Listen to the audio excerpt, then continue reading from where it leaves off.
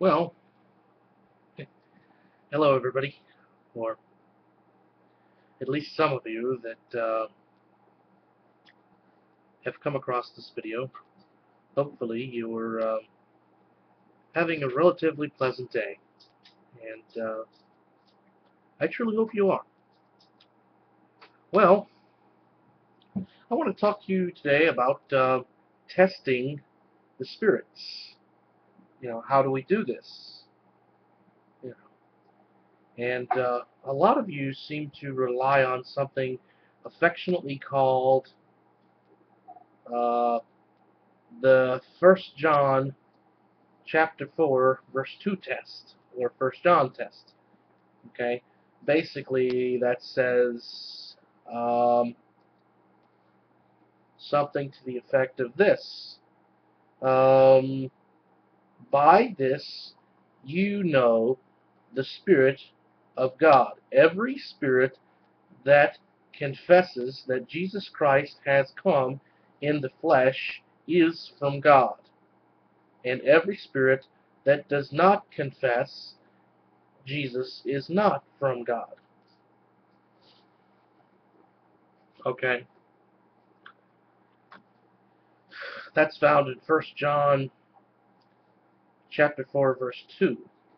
Okay, now is that actually how we're supposed to test the spirits, or does it require a little bit more? Well, I think that's a dangerous way to go about things because of what we find in Acts. Okay, and literally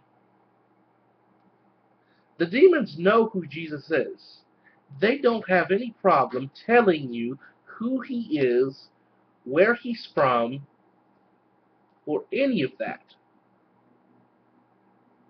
What they won't tell you is the truth. Well, how do we know the truth? Well, the testimony of the people who loved God, served God, and obeyed God. That's how you know the truth.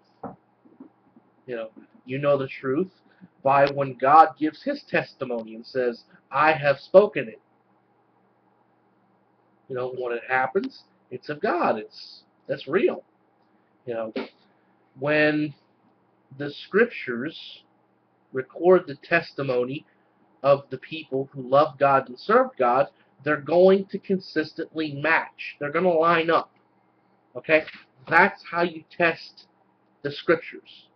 Let me show you something in Acts chapter 8 or 19 verse 15. Okay? One day the evil spirit answered them, Jesus I know, and Paul I know, but who are you? In other words, evil spirits know Jesus, and they knew Paul. Okay? They know who you are. They know who Jesus is. Let me back that up. In Matthew, verse 8, chapter 22, or I'm sorry, where did I get 22 from? I have no idea. Matthew, chapter 8, verse 28, it says, what do you want with us, Son of God? They shouted. Have you come here to torment us before the appointed time? So they're calling him the Son of God. They know exactly who he is.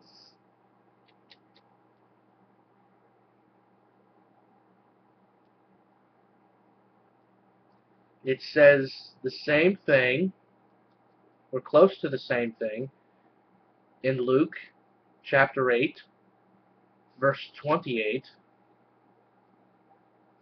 Okay? It says the same thing again in Matthew, or I'm sorry. What we see is the demons know exactly who Jesus is. If you really want to look You'll see it again in Mark chapter 1, verse 24. Says, "What do you want with us, Jesus of Nazareth? Have you come to destroy us? I know who you are, the Holy One of God." So they don't have any problem with saying Jesus Christ came in the flesh. He's standing right there. I know who you are. They know who he is. They know who God is. Okay?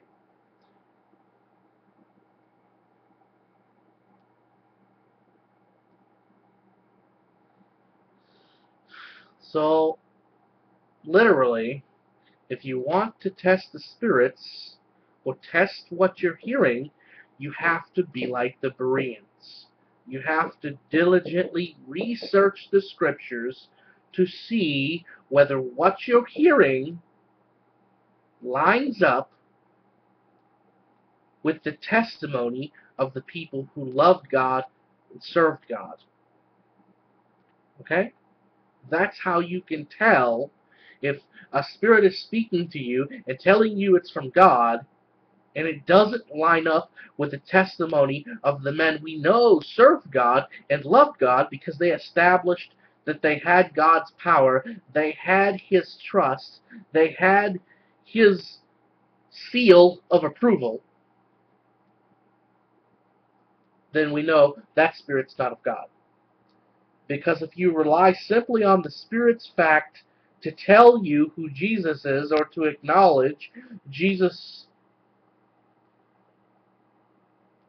is the Holy One of God or Jesus walked in the flesh, you're going to be in trouble. Because they don't have any problem doing that. Okay? Alrighty, guys. Hopefully that helps a lot of you. And it convinces you to read more of the testimonies of God. Okay? You might even want to try to read the book of Jeshua, because it explains a lot more about the life of Abraham. Okay? Thanks, guys.